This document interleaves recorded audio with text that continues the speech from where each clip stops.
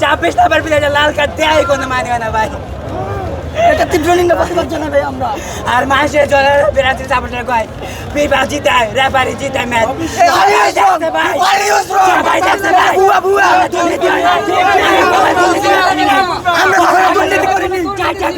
আমরা কখনো দুর্নীতি করে খেলি না ভাইয়া, এটা প্রমাণ দিছে বিশ্বকাপে ফাইনালে ভাইয়া।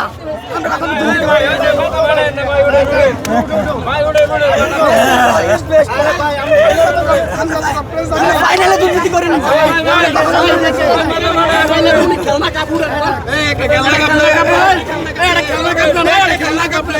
আমরা কখনো দুর্নীতি করি না। আমরা কখনো দুর্নীতি করি না।